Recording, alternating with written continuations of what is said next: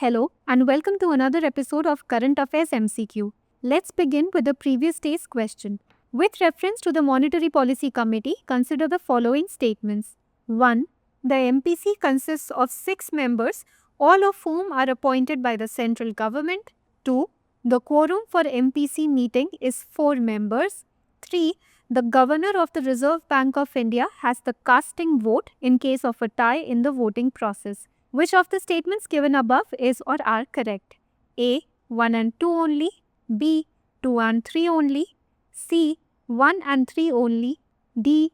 1, 2 and 3. The correct answer is option D.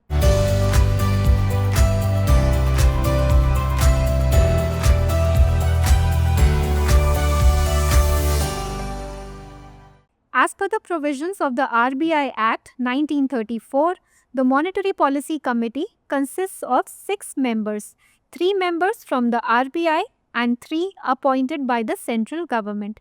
The members of the Monetary Policy Committee are appointed by the central government and shall hold office for a period of 4 years. Hence, statement 1 is correct.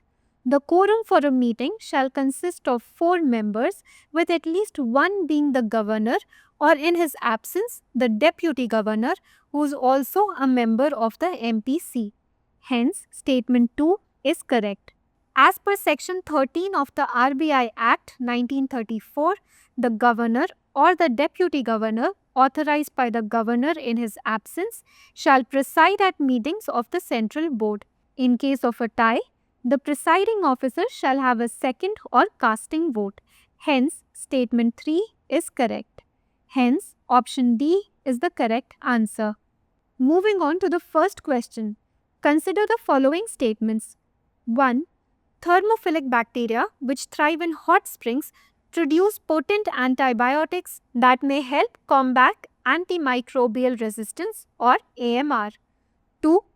Metagenomics involves the study of genetic material recovered directly from environmental samples without the need for culturing individual organisms in a lab. Which of the statements given above is or are correct? A. 1 only. B. 2 only. C. Both 1 and 2. D. Neither 1 nor 2. The correct answer is option C. Thermophilic bacteria thriving in extreme heat environments like hot springs in Rajgir hold great promise as sources of potent antibiotics against resistance bacteria and have significant industrial and agricultural applications. Hence, statement 1 is correct. Thermophilic bacteria or heat lovers inhabit hot springs, deep sea vents and compost piles, exploiting mineral-rich, low-competition niches. In Rajgir, actinobacteria, known producers of antimicrobials like streptomycin and tetracycline, comprised 40 to 43% of the bacterial population. Metagenomics is the study of genetic material like DNA or RNA recovered directly from environmental samples like air, soil, water and gut microbiomes without the need for culturing individual organisms in a lab. Hence, statement 2 is correct. Hence, option C is the correct answer. Question 2. Regarding Article 240, consider the following statements. 1. It empowers the President to make regulations for the peace and good governance of certain union territories. 2. The rules under it have the same force as Acts of Parliament and the power to amend or repeal existing laws. Which of the statements given above is or are correct? A. 1 only. B. 2 only. C. Both 1 and 2. D. Neither 1 nor 2. The correct answer is option C. Article 240 empowers the President to make regulations for the peace and good governance of certain union territories. Hence, statement 1 is correct. The rules under the article have the same force as Acts of Parliament and the power to amend or repeal existing laws. Hence, statement 2 is correct. To address the long-standing demands for job reservations, language recognition, and political representation of Ladakh's people, the center has issued few regulations for Ladakh under Article 240 rather than granting the 6th schedule status as was widely requested. 6th schedule status is being demanded because unlike regulations issued under Article 240, which can be revoked or amended unilaterally by the center, the 6th schedule is constitutionally protected, ensuring greater autonomy and security for local governance. Hence, option C is the correct answer. Question 3. Consider the following statements about the Brahmaputra River. 1. It originates from the Chemayungdung Glacier as the Yarlung Sangpo and is called Siang in Arunachal Pradesh. 2. After joining the Teesta River, it is known as Jamuna and flows into the Ganges or Padma near Golando Ghat in Bangladesh. Which of the statements is or are correct? A. 1 only. B. 2 only. C. Both 1 and 2. D. Neither 1 nor 2. The correct answer is option C. The Brahmaputra River originates from the Chemayungdung Glacier in the Kailash range near Mansarovar Lake, where it is known as the Yarlung Sangpo in Tibet. Upon entering India through Arunachal Pradesh, it is called the Siang or Dihang. Hence, statement 1 is correct. The Brahmaputra basin spans Tibet, Bhutan, India and Bangladesh. It enters India west of Sadia town in Arunachal Pradesh with its catchment area across Arunachal Pradesh, Assam, West Bengal, Meghalaya, Nagaland and Sikkim. In India, the Brahmaputra is bounded by the Himalayas, Patkari Hills and Assam Hills. The Brahmaputra River is known as the Jamuna River after it is joined by the Teesta River. From there, it flows south and eventually joins the Ganges, which is known as the Padma in Bangladesh, near Golando Ghat, Bangladesh, creating a combined stream called the Padma. Hence, statement 2 is correct. Hence, option C is the correct answer. Question 4. Which of the following pairs of the Neolithic sites and their correct locations is or are correctly matched? 1.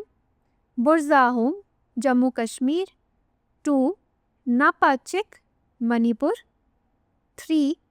Payampalli, Tamil Nadu. 4. Daujali Hudding, Assam. Select the correct answer using the code given below. A. 1 and 2 only. B. 1, 3 and 4 only.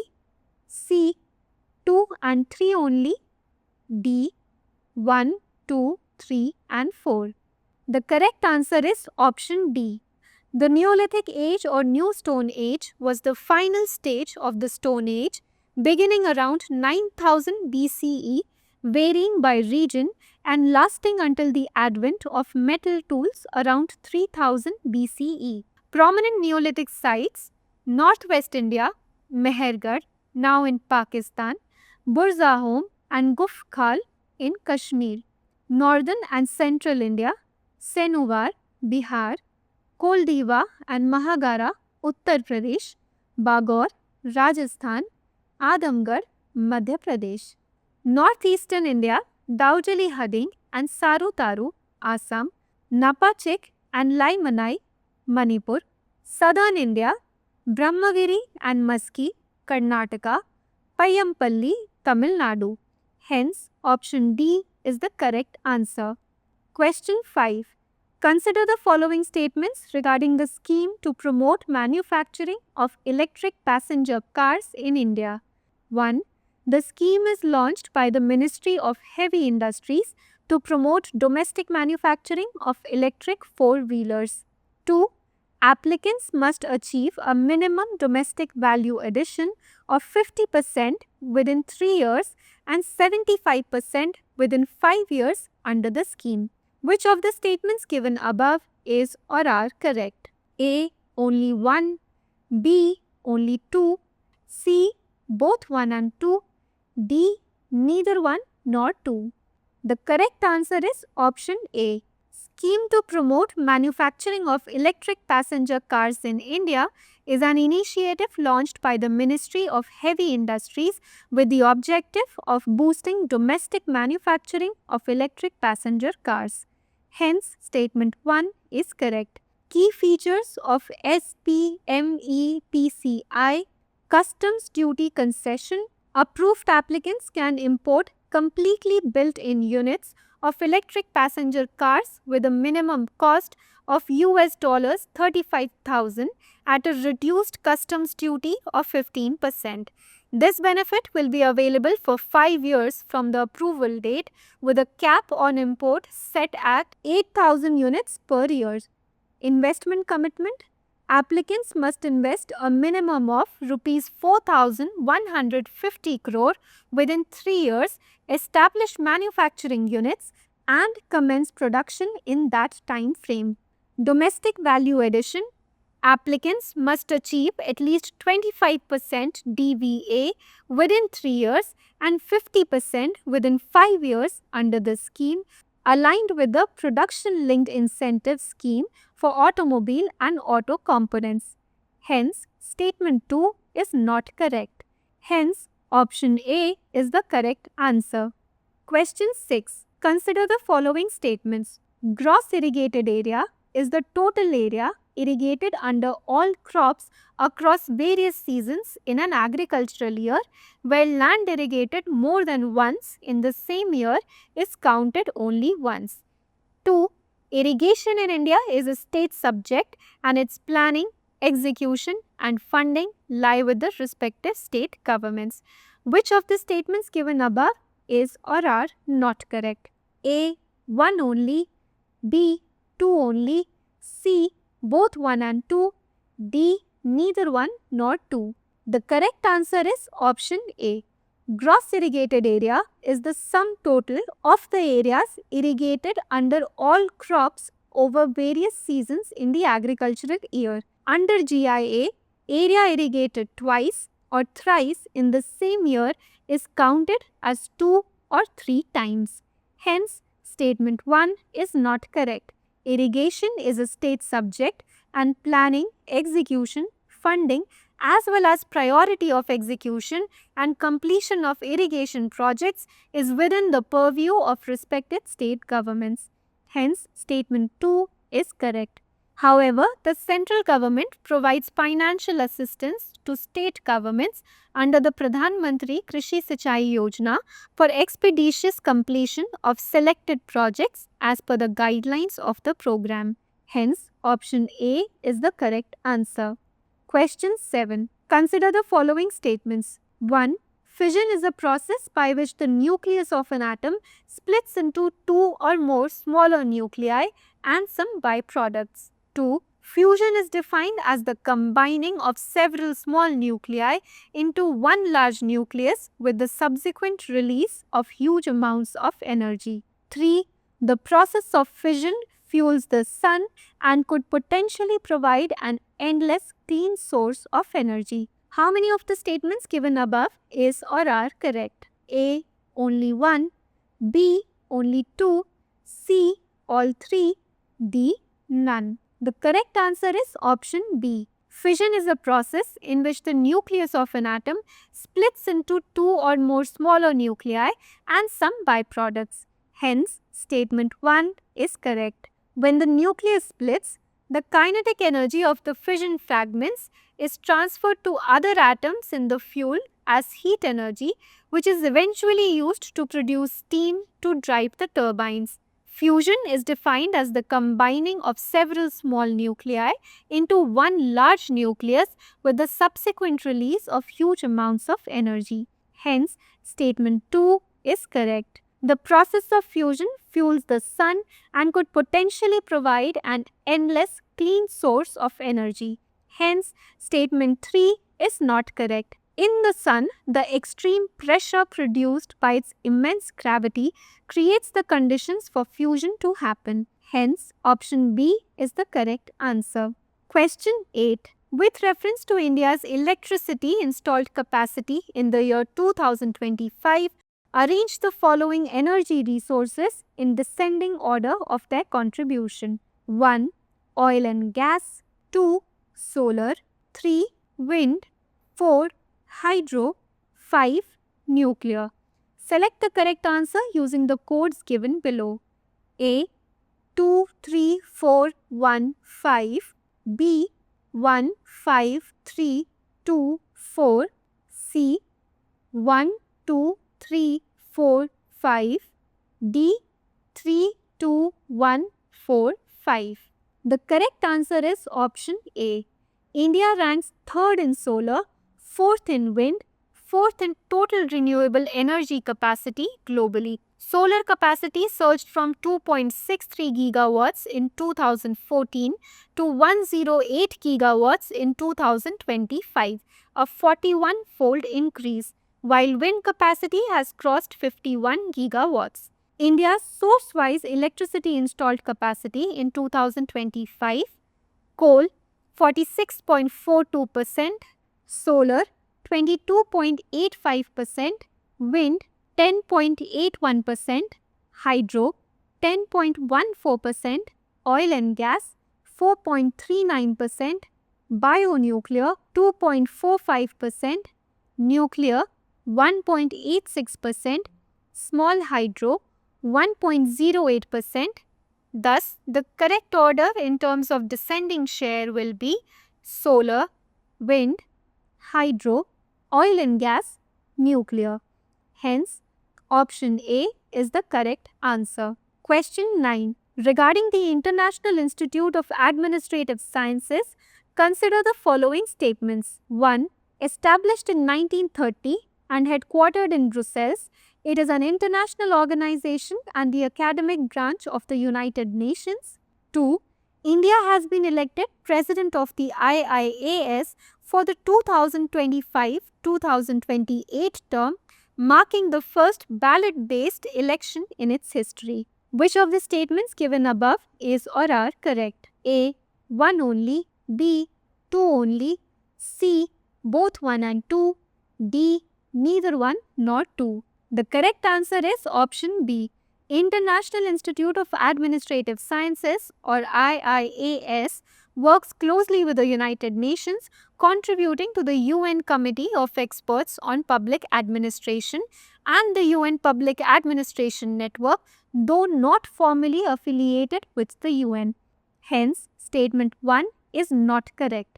It is an international non-profit organization with scientific objectives and was established in 1930 and is headquartered in Brussels.